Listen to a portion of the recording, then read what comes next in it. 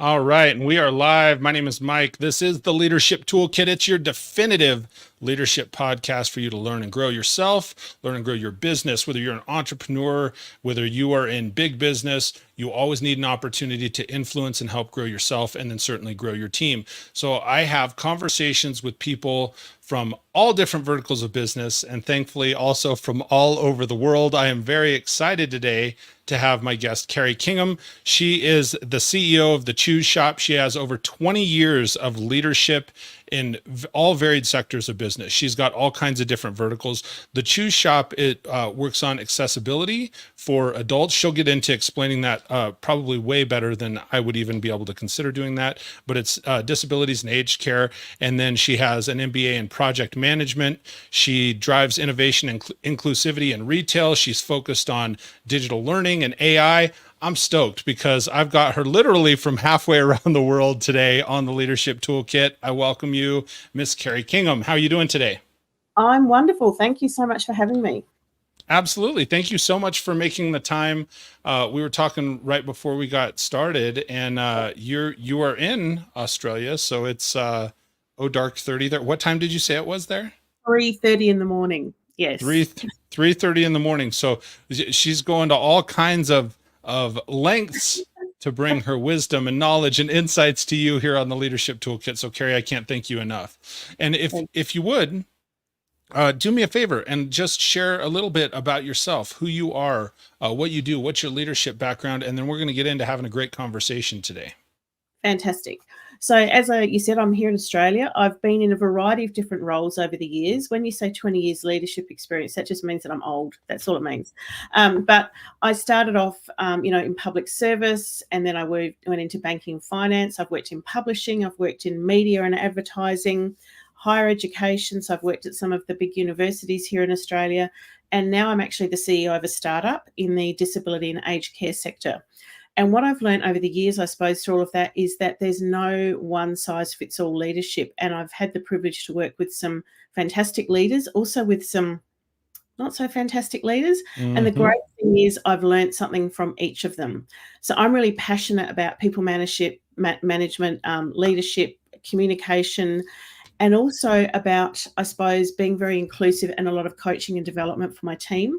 And I've always said that no matter what sort of leader you've worked with, you learn something from each of them. Sometimes you learn what not to do. Other times you learn things that you go, I really want to be that sort of leader or do those sorts of things. Outside of work, I'm a mum, a wife. I have 2 adult children, and I have 2 Australian cattle dogs. So they're my passion now that my children have left home. So that's me in a nutshell.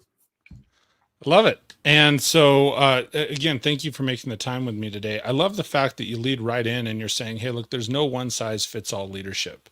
And I think that's really important for people to realize. I think it's easy to get into the rhythm and, just roll with me on this. Like, it's easy to get into the rhythm because we look for, oh, well, there's leadership training and it's supposed to all fit in this box, right? And so for somebody that is, maybe just getting into leadership, or someone that's been there for a while, like you said, you've got quite a bit of experience in leadership. And so if, lots of times we're reminding people of the things that we've forgot.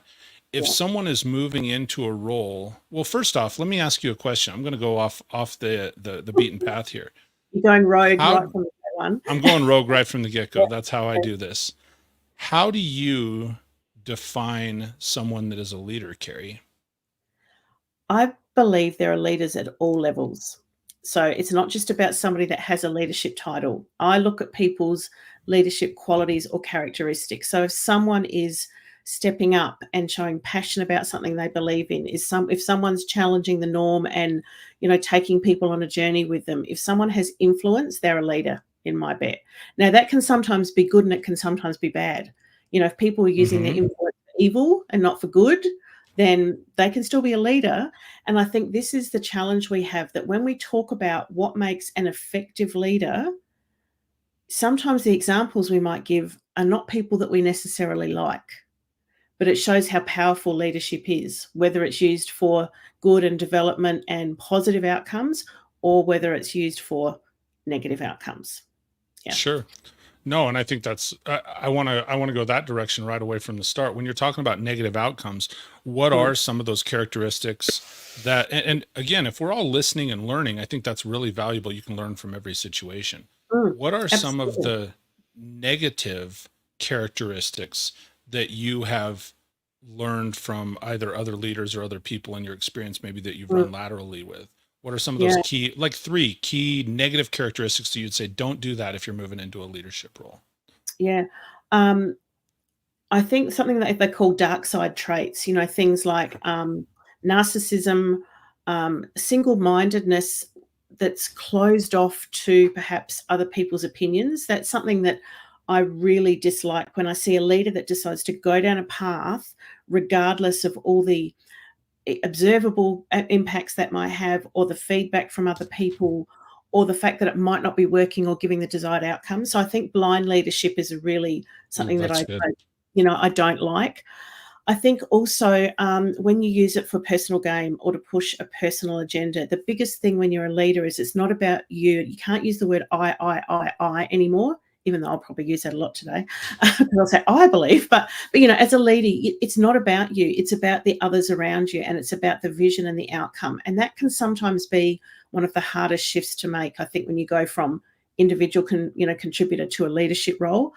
And then I see the other really negative thing is, and I don't know how to put this without it being quite polarizing or perhaps challenging, but we see it in Do it. politics a lot, that people have very strong views and they use those views even to the detriment of the others around them. So it's probably similar to what I said at the beginning, but it's when you can see that your leadership is having a really bad outcome, but you don't change your mind. If that might sound a bit verbose, I'm not sure, but yeah, but I think it's the things like narcissism, blind leadership, when it's used for personal gain, would be three of the Sure. things that I really dislike.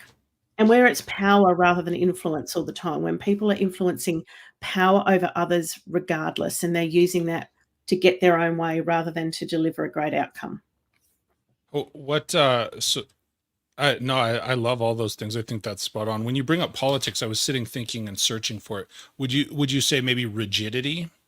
It's the Yeah, rigidity in leadership that keeps people where they're at. yeah. Um, on the flip side, what are some of the best things that you would take away from the people? Because or from other leaders, from other managers, from other Mm. folks. What are because I don't want to just focus on the negative. I love No, tangible no. things, and I love the fact you referred to it as dark side traits, right? Mm, Turn to the dark side of but I'm a it Star is. Wars nerd, so Oh, so same here. Yeah, yeah.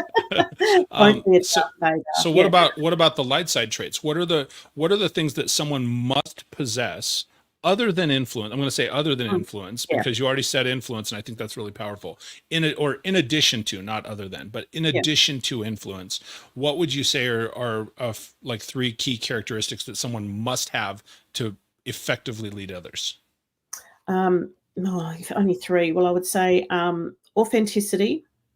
Love People it. need to know that what they're seeing is the true self. They can't go, "Is this the real person? Isn't it? I don't know what to expect when I go in there." So authenticity and consistency, um, communication skills, and emotional intelligence. Explain some emotional intelligence. So the ability to understand the impact of your emotions on others, on your actions on others, high self-awareness.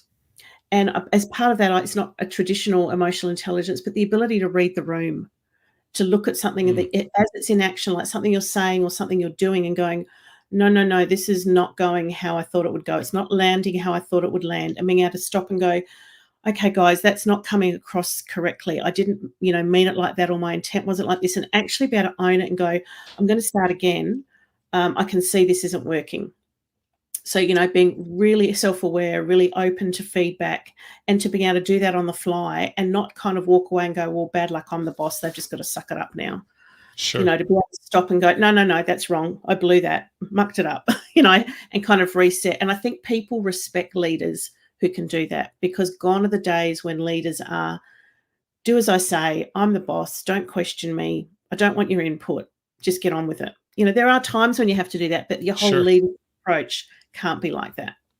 Well, and I agree with you. I think that's one of those things that there's a time and a place, but they seem to be coming Absolutely. further and fewer between. Would you agree with that? Absolutely. And as you know, younger, and we, like in most workplaces now, we have 4 or 5 generations working Right. together in terms of, Gen Z, Gen Y, all this sort of thing, all these different styles of people working together. And if you just go in with that same directive transactional approach, you're not going to get very far at all. They'll No, just tell you, there's a saying I say, they'll go jog on, off you go. Yeah. Yeah. right. Yeah. Jog on. I Yeah. can't Jog say it on. quite as Whatever. eloquently as you. Jog on. Jog on. Yeah. I'll practice. So one of the things that you brought up, and I always sort of recap. There's a couple things before I get too far ahead of myself, and this is just how my brain fires. So we just So do it. I'm the same. I go off on tangents. So yeah. It's perfect. This show could be longer than we anticipate. So I'm just going to recap because you had said, and I think they're very valuable traits: authenticity, being a good communicator, having good communication, and then that emotional intelligence. I think the emotional intelligence, one of the things people have to realize at the heart of emotion, there is feeling. You have to be able to let go. And like, I like the fact that you brought up, you said, hey, it doesn't necessarily fall under this, but I agree with you that you have to be able to read the room. Like you can feel an energy in a room. And Mhm. if you, as somebody that others are looking to, if you have influence, which is part of leadership, you should be able to feel the rise and fall. And if you start to feel that fall off, man, Kerry, you said it so eloquently and powerfully, the fact that like you have to own it. Just acknowledge, hey, I blew it, and go on. I think people, you gain a lot more respect that way. So Oh, I love absolutely. those pieces. Before I get too far ahead of myself, also, and I'm going to put it here on the screen, I'm going to announce it for anybody that might be listening to the audio podcast later. You can check out, again, Kerry's the CEO of it's the Chooze Shop. Officially, that's like the title, right? Chooze Yeah. Shop. So you can check that out at chooze.com.au and get more information. And there's I had glanced at the site some yesterday and last night, and it's got all kinds of opportunities for complimenting people with disabilities or older age folks. And can you expand a little bit more just specifically on the website? Yeah. Sure. In Australia, we have what's called the National Disability Insurance Scheme, which is a government funded pool of money. It's the easiest way to explain it, that support people with disability to lead fulfilling lives. So they each have they have to be eligible for this fund, and they get what they call an NDIS plan, and they get a pool of funds from the government, each year to use on goods and services that improve their quality of life, help them achieve life goals, things like that. Previous to Chooze, it was very difficult to find all of those resources in the one spot.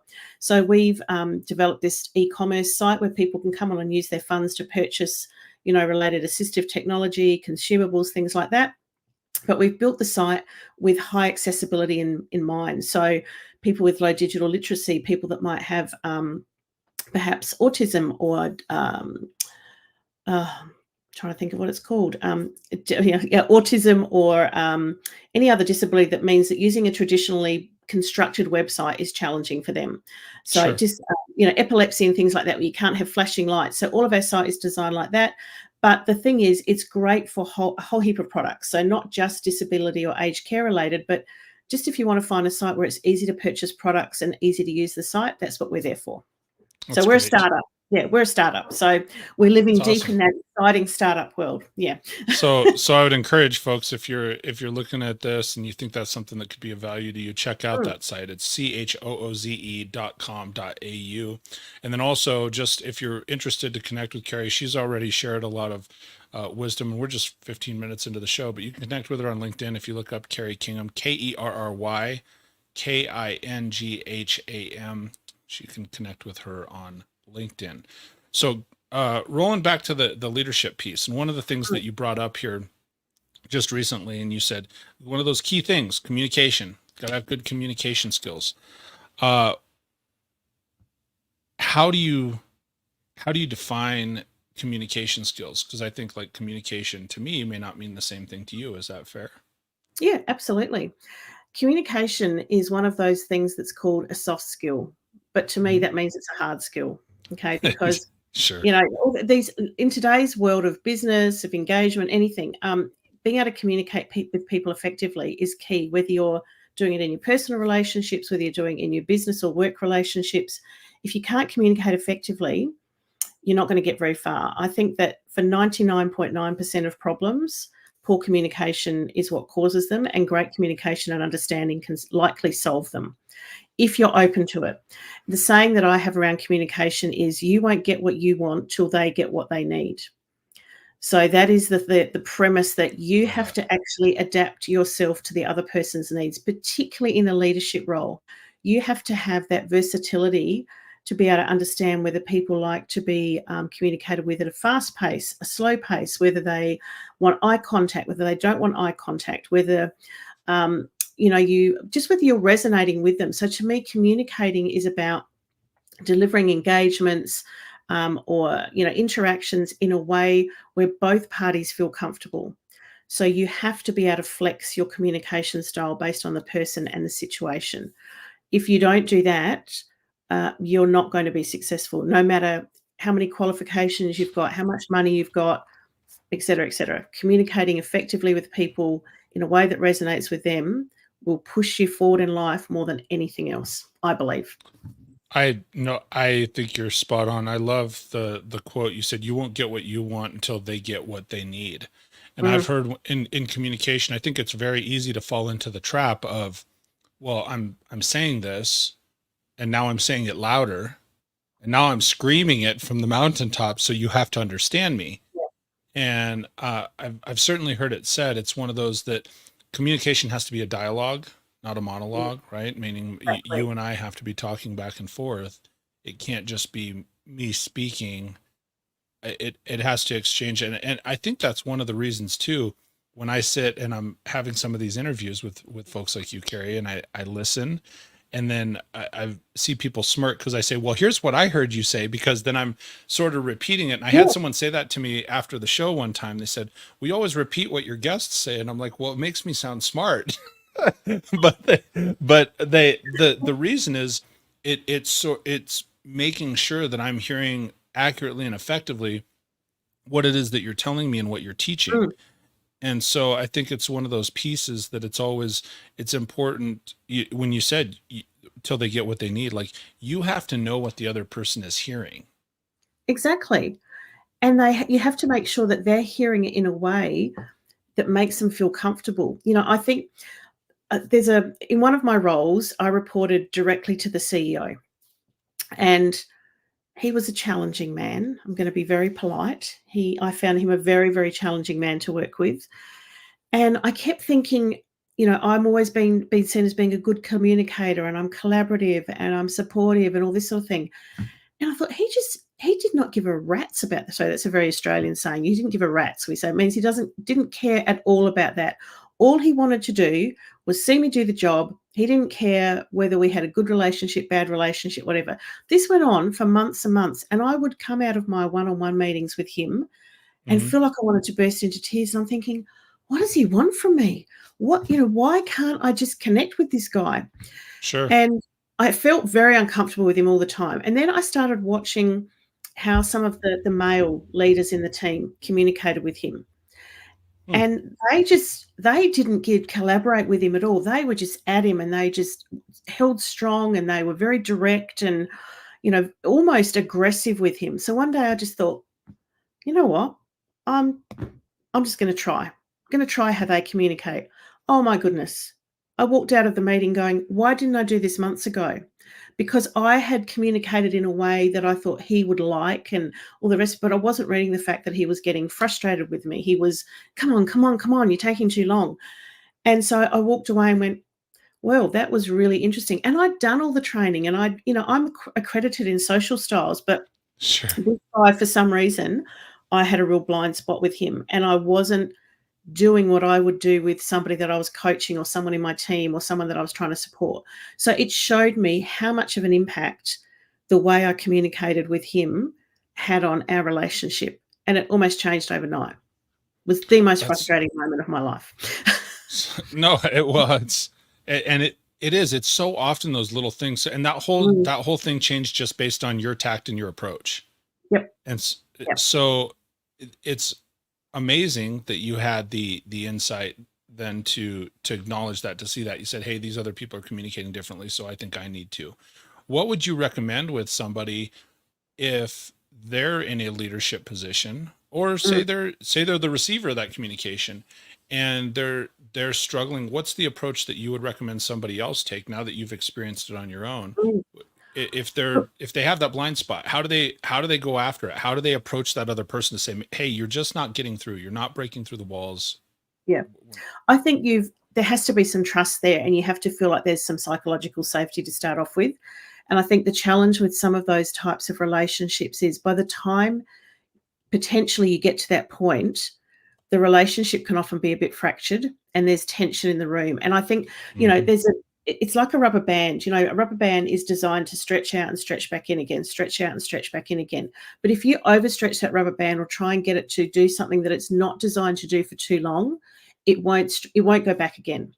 So that shows there's been too much tension on it. So the first step is to be able to get to a place where you go and just sort of accept that you're going to have a difficult conversation to get to reset the tension in the relationship, because we all need a little bit of tension makes us perform well, too much makes us fall in a heap. So get to that point, and you've kind of got to psych yourself up because quite often it'll get to the point where neither person will want to admit that they're the one in the wrong or they're the one causing the problem. So you have to be the bigger person. And that was kind of me, because I thought, this guy is never going to change. How do I make this work? So if you can get to the point where you can either admit that yourself, then you can start trying different things. You can start to look at them and go, how do they communicate? Are they short sentences? Are they long sentences? Do they lean forward? Do they emphasize a lot with their hands? Are they direct? Are they sort of more assertive in the way they communicate? Or are they more relaxed and they sit back and they may not directly look at you? They might, reflect on their book or their page or write things down. So you have to kind of read how they like to communicate, even if it's not your style. Then you've got to try and edge closer and closer towards their style. So if you're a person who's very direct and you're having someone communicate with you that likes to build a relationship and likes to talk a bit about what they did on the weekend and all that sort of thing, you're likely going to drive them insane. Or the person that likes to, build a relationship is going to feel like they don't like me. Why are they talking to me like this? While if it's them, they're going to be looking at you going, oh my God, just get to the point. So you have to stop and be prepared to change. If you're not sure what's causing it, then you've got to go, look, I really want to have an honest conversation with you about our working relationship. We just don't seem to be connecting. We're not, I'm not operating at my best. I feel like I'm not giving you what you need. So let's talk about that. What could I do differently? How can we improve this?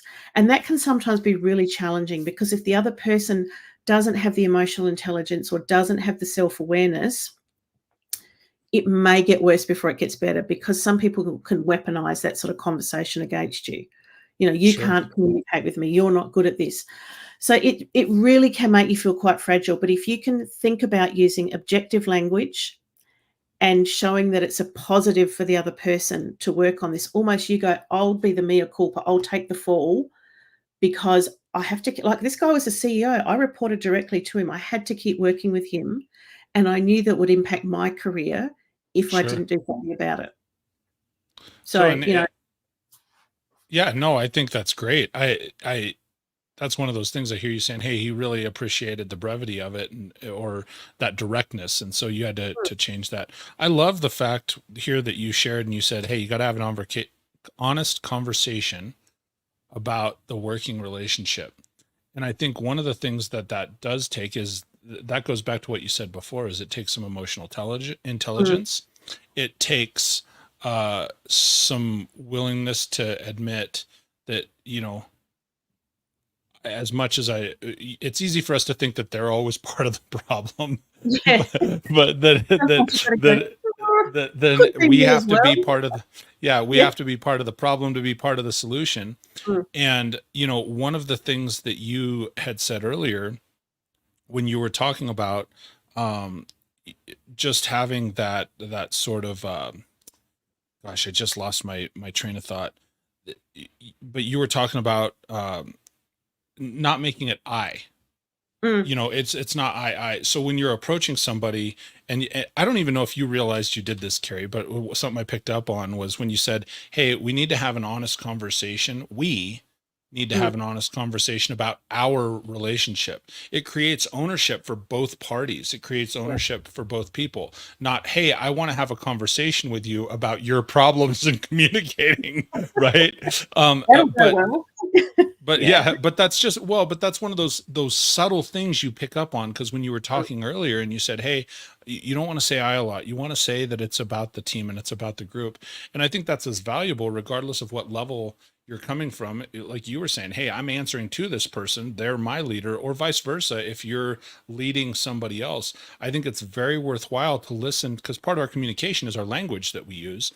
Mm. That you said, hey, we need to have an honest conversation about our working relationship. That brings people onto sort of the same side of the table, if you will. Yeah. Yeah, it's a leveler, isn't it? And Yeah. and by doing that, if the other person doesn't buy into it, they're almost going, "Oh, that means I'm the problem if I'm not prepared to have this conversation." And Hmm. by you saying "we," you're going, "Well, I kind of acknowledge some of it's me as well." So it Sure. shares the blame, but it also shares the accountability to make it better. Yeah. Absolutely. One of the things that you had emailed me in our exchange and you were talking about, and we've delved a lot into, communication and keys of communication. But one of the things you said is really important to you when it comes to leadership specifically is, communication and leadership and transparency, and Mm. how those uh, affect one another and how they affect the rest of the team. Can you Yeah. expand on that? Why is communication and then also transparency so important to a leadership role? And let's dive on that. Let's go down the transparency path a little bit Yeah. too, Kerry. I think transparency is important because it builds trust. And it aligns with words and actions have to connect and have to align. So yeah, the old sayings about walk the talk and do what I say, not what I do, all of those things are kind of in the past now. I think people look at their leaders and they are the barometer. They're the setter of expectations. They're the setter of behaviors. They're the setter of ethics. So this, you've got to be transparent about what's important. What the good things are, what the bad things are. Like working in a startup, I mean, I've worked in government, corporate, small to medium business, and now in a startup, and I've run my own business.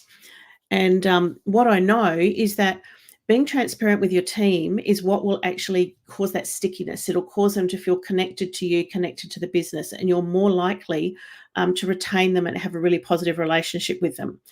So with transparency in a startup, with startups, you've always got funding you're searching for. You've always got, growth that you're trying to achieve, but you're running it on a shoestring budget and this sort of thing.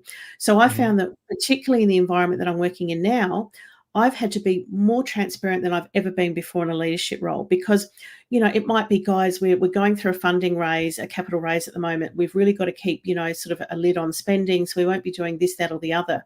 But if I just said to somebody when they came to me, wanting to a new piece of software or wanting to try something new, went, no, we're not doing that. They'd be sitting there going, why? Like, 2 weeks ago, everybody was really enthusiastic about this idea. Why can't we do it now?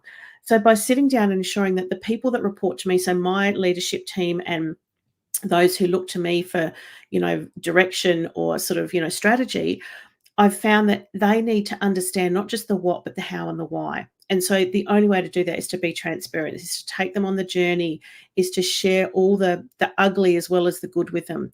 And then to some degree, I've even done that with the next layer down. So the people that report to them, not everything, but things that I think will help them understand why we've made a particular decision or why we're taking a particular path has helped them stay on board and understand what we're working towards. And that transparency has built a really tight culture and a really strong alignment with our mission, vision, and values. Now, the way you then communicate ties into that as well, because you can't be using corporate speak or jargon or all those wah words that really don't mean anything. You have to get down to the nitty gritty and be honest and authentic. So this is where that whole, communication, authenticity, emotional intelligence, and transparency come together. If I wasn't telling the truth, because my team know me and they can read me pretty well. If I was trying to tell them one thing but knew that something else was happening, they would pick up on it and they would lose trust in me. And as soon as a leader loses trust, they lose influence. That's a strong statement. As soon as a leader loses trust, they lose influence. I think that's, and it also very accurate. There's a few things I want to recap here because I love it. And then I got a question for you. I like the fact that you're saying, hey, a leader should be transparent. You should share the what. I think most leaders and most managers, people in business, we're good at sharing the what. We're pretty good at sharing the how, processes. I Yes. think a lot of people that get into that role do kind of suck at sharing the why, and so I think that's really valuable. And I shared it in the chat here is make sure you share the what, the how, and the why. And I think it's also valuable when you said, hey, your team knows if you're not being transparent because they know your tells, right? We all spend most of the time, we spend more time with people that we're working with sometimes than our families because we're working with those folks to be able to build and live a life for our families, but we spend so much time together. They know us as well as the families, and they become some of the closest people to us. What I'm curious about when we talk about transparency, do you think that in a leadership role you can be too transparent? Yes. I And think there is expand on it. I think there's a fine balance between, say, the example of a startup. We all know in startups, you bootstrap, you run on the smell of an oily rag, and sometimes you have moments where you go, "Oh, how are we going to pay that, or how are we going to do this?" You can't tell. Excuse me. You can't tell your team things like that. Sorry. Oh, no problem. You can't tell your team things like that. What you can do is say to them, "We're about to engage in another capital raise. So you'll see less of me over the next, sort of maybe week or so because I've got a lot of meetings to go to or I've got a lot of investors to meet with, but I'll keep you up to date as to how it's all going. And I'll tell you about what this next capital raise will mean for us." But you wouldn't sit there and go, "If we don't get this capital raise, we're done." You don't want to put that sort of fear into them because that's not motivating, but you also don't want to be a Pollyanna. You want to say to them things like, "This next capital raise is crucial for our next phase of development." So you'll understand then why I'm really focused on it and why I might not be as available as I am normally. And to my direct reports, I might say, and you'll see that perhaps I might be a bit more distracted and I might be a bit more focused on other things this week. So it's not you, it's just what I'm having to get done. I think also that if there's significant, I'll start again. I think you still need to be really transparent if there's things like potential reputational damage or things like that, or things might come out in the media, because you need to team to know that you've got their back and vice versa. But you then be transparent about why that's happening. So it's about finding that fine line between putting the fear of God into them and disengaging them and wanting them to feel like, Kerry really trusts us because she's really telling us what's going on in the business. And I will always say, "I'm telling you this because I want you to understand why we're having to take this approach. 2 months ago, I told you we were going to do X, Y, Z. Well, the capital raise has been slower than we expected, so we're having to push that back by about a month. It will still happen, but, because if you don't, they just start going, well, she said we're going to be doing this. Now we're not. What's going on?" And in the absence, and I'm going to use a word that we use here a lot in Australia, but in the absence of fact, people make shit up. They will make up stories and they'll make assumptions. So it is that fine line. That fine line. Yeah. We always here we joke about that as well in the business we said people deploy their degree from MSU, Yeah, which is exactly. making shit up. Yeah. Right? Yep. The same thing. Or making stuff up if you want the PG version. That's right. No, exactly right. Yeah. So that, I do like the fact too that you're sharing, and when you're sharing with people, I think there's a couple of things, and what I'm hearing is like you share and sell the positives, you share the reality of it. If you share, I think some of the best leaders and managers, you have to realize you're always in sales. You're selling people, Absolutely. you're selling people on, hey, this is our way of doing it. Here's the positive stuff. Here's that. And so there's a lot of folks, and even some that I've interviewed, that they say, "Oh, I'm not in sales. I don't want to be viewed as a salesperson." It's like, well, constantly you're selling on the ideas. You're constantly selling on the culture. You're constantly selling on the process. It's not that you're necessarily selling that tangible item, but that's what helps to create that influence and trust that you've talked so much about. Absolutely. Yeah. One of the other things that you brought up, there's a few things I want to ask you, so I want to get to, so I don't know which direction to go. So one of the things that you brought up, because I do want to touch on this also, is you said it's really important to focus not just on using one style of leadership, and you sort of alluded to this in the style of communication. When you said, "Hey, I had to take it upon myself to shift my style of communication." I think it's easy, and that was because you were talking with a leader that was rigid and set Hmm. on their leadership style. So when you're leading teams, how do you, first off, what are some different styles of leadership that you've encountered, engaged, and deployed for yourself in Hmm. business? Okay. So definitely transactional leadership, which is a X do this and you get that, or if you don't do this, this will happen. I've used that when that's kind of my last resort, or when it's a high impact, high pressure, high risk situation where it's like, you know what, the way I approach that is I say, what I'm about to work with you on now is a non-negotiable. So this isn't Mm, something that's up for discussion. It's a non-negotiable, and I'll let you know why. It's like, you will do this. You will take this approach. You will use this process. And then I follow it up with a really direct email. So, come back to me for clarification, because my expectation, if come back to clarify if you need further understanding, because my expectation is this is done by XYZ. I sure, very rarely use that style, but it's usually sure, around performance, or as I said, if there's a, reputational risk or a possible bad outcome. sure. Transformational leadership is probably the one that I use the most, because particularly now, because of the role I'm in, where we're selling a vision, and I use this with not just with my team, but with potential investors, other stakeholders in our sector, because I'm selling the vision of what Chooze can do. I'm selling that sort of future paced outcome. So that transformational leadership, taking people along on a journey, getting them to buy into what we're trying to do. The other style that I use a lot more of now, is adaptive leadership, and I Okay. talk about that as getting up on the balcony. When you're using transformational or authentic or all those sort of leadership styles, you're down on the dance floor with the team. You're watching their emotions, you're reading what's going on, you're deep in the thick of it. But there's times when you have to step back and you need to get up on the balcony in the nightclub, and you need to stand up there and see what's happening, and you need to look at potential problems. And so that adaptive leadership style, that being able to go, okay, I need to be really agile now. I need to tweak this bit and that bit, but leave this bit the same. So I find that I'm using that a lot more now, where I'm having to step from Interesting. in the operational back out into the strategic, in out, back out, and looking at tweaking processes, tweaking people's roles. So that very adaptive approach as we grow, because we're now in a fast growth phase. So, the old transformational style where it's all about the vision Hmm. is kind of there in the background for stakeholders, investors, things like that. But actually, what I'm using in the business now is adaptive leadership, where it's on the fly, where it's, what do we need to do? This bit needs to change. I need to work with this person differently. All the roles are changing.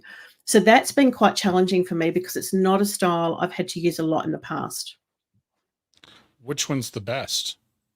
There's no best. It's Okay. situational. It's situational. I figured you were going to say No, that. I just, but I would say that a combination of authentic and transformational is probably a really good solid go-to for most people in a uh, leadership role, because whether you're in frontline leadership, whether you're in senior, more strategic, or C-suite, you're always having to sell. That's more of that sales thing, where you're selling people on the vision, you're selling them on the mission, you're selling them on the idea you're promoting to them, and you need to be true to yourself and connect with people in a way that resonates with them. So that's that transformational, authentic leadership approach, where people, they know what to expect from you. They know, you need to be even, you need to be stable, you need to be motivating. But then when the proverbial hits the road, the rubber hits the road, and you're like, right, we've got to get these sort of things happening, and we need to make some changes over here, and we're bringing in a new software platform, and we're doing this.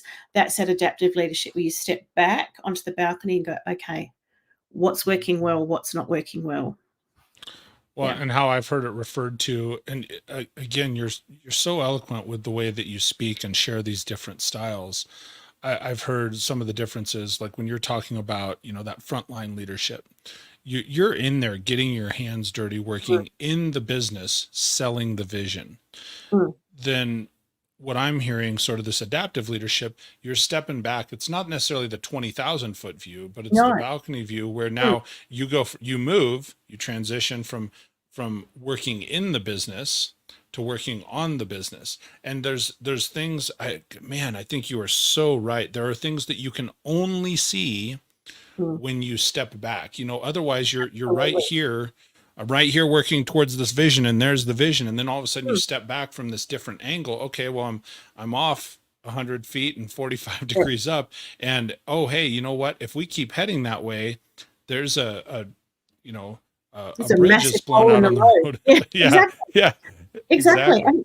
And it's like if you're looking for somebody at a nightclub, you've lost your friend, you're down on the Hmm. dance floor. 5 minutes ago, they were there, now they and you're looking around and you've got all these people. It's a bit dark, so it's a bit, murky and hard to see. And you go, "I'm just gonna jump up here on that balcony and, oh, I can see they're over there by the bar." Zoom, and you can go straight down there and over there. And at the moment, we're at the stage where we've replatformed our website.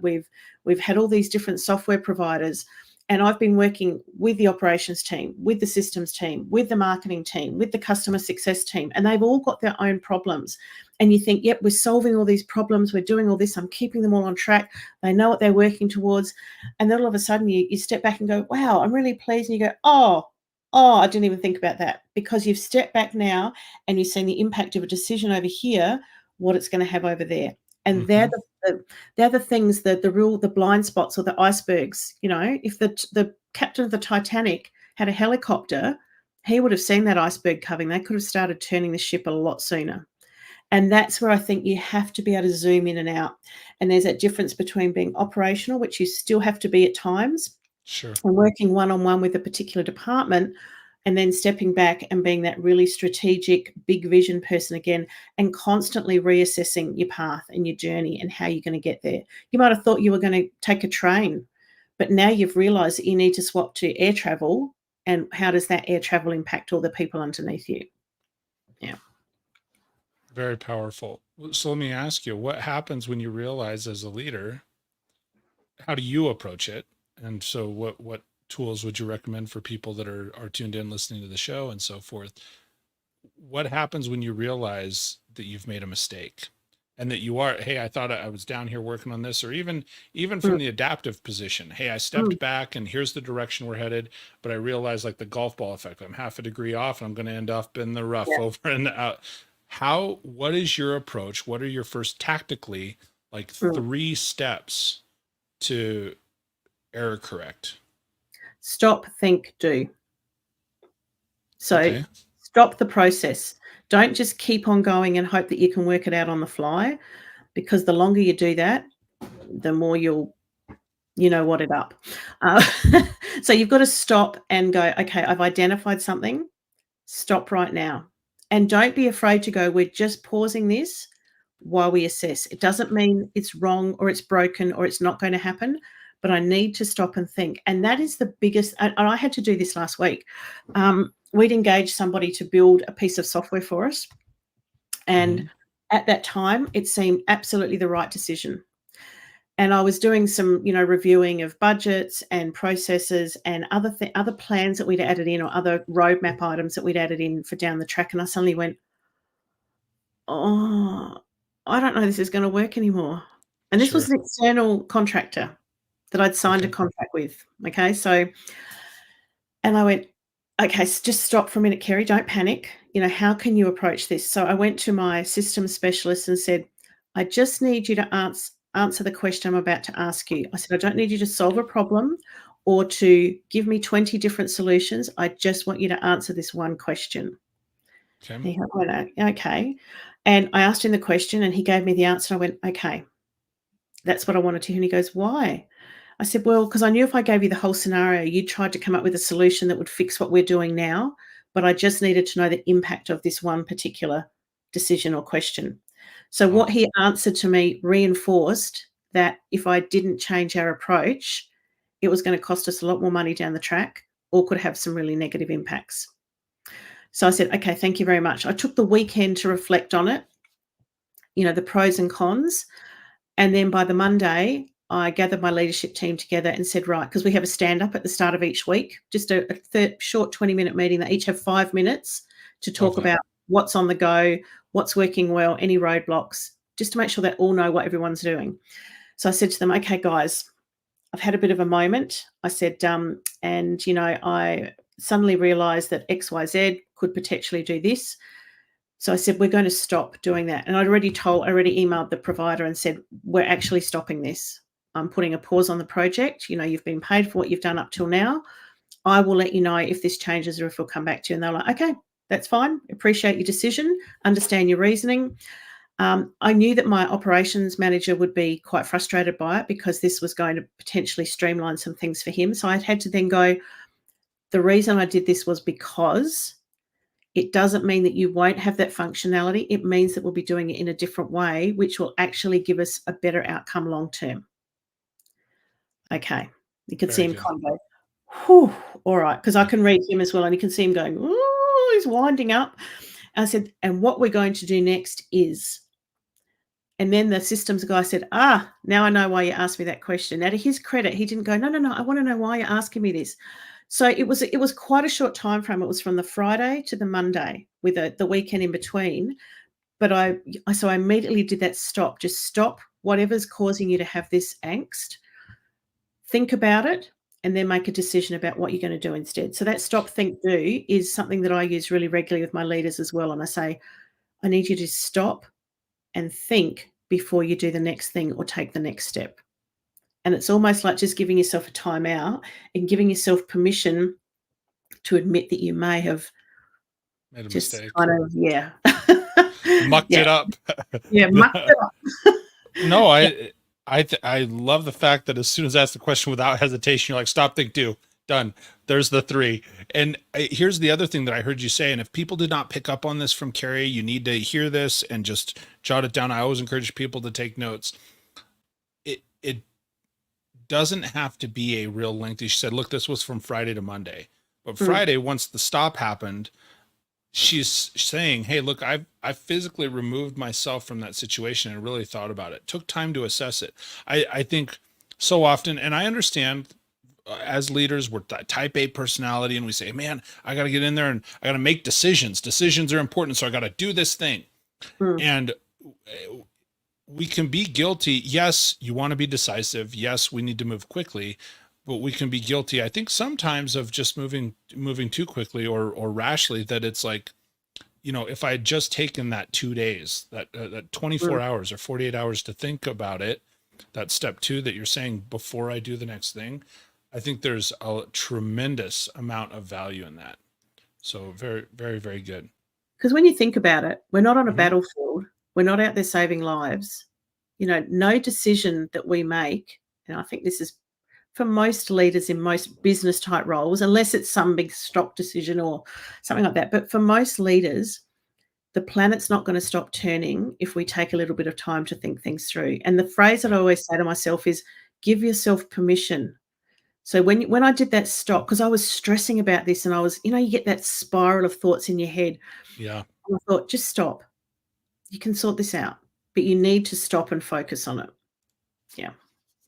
And then because you admit to your team that you've made a mistake, that then goes back to the transparency, the authenticity, the communication. So you're not whittling away at the trust they've got at you because you've changed things without telling them why or explaining it all.